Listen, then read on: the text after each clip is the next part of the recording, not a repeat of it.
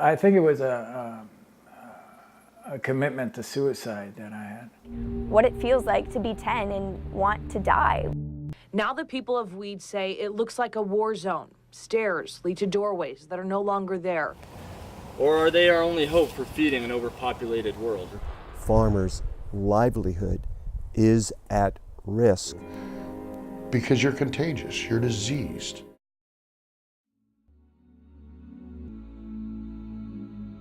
But I guess I'd want them to know, like, what it feels like to be 10 and want to die. We don't like them because they threaten our own identity.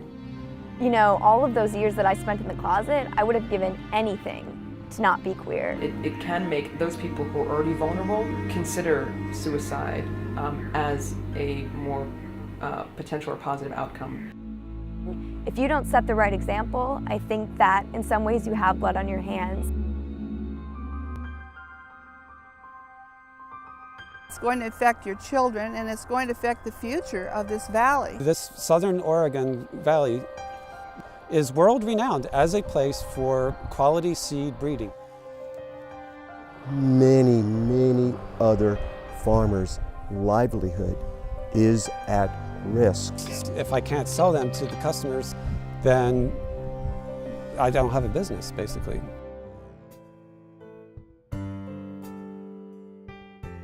I think it was a commitment to suicide that I had. These places are just a place to die in.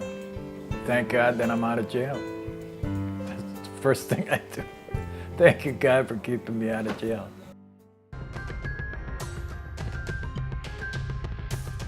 Hello, and welcome to Green Machine TV.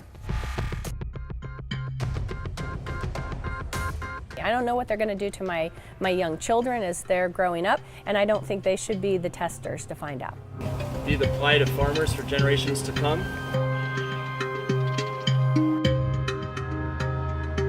Oh, yeah. 2 words. Yeah. 2 words. Yeah. Genetically engineered. So the basic question is do people want to continue to be guinea pigs?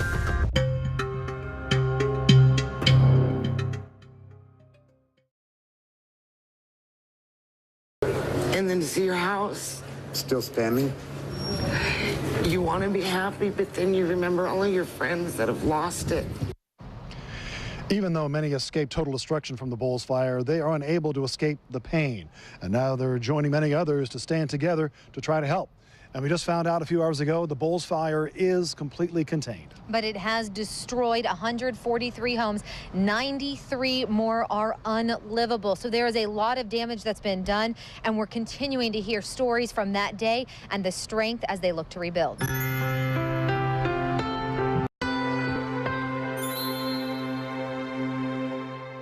In a matter of minutes, an entire city was turned upside down. From the top of this hill to the Roseberry plant, they said it took 12 minutes. Some had just seconds to save what they could. I felt like my eyebrows and my eyelids were gonna go.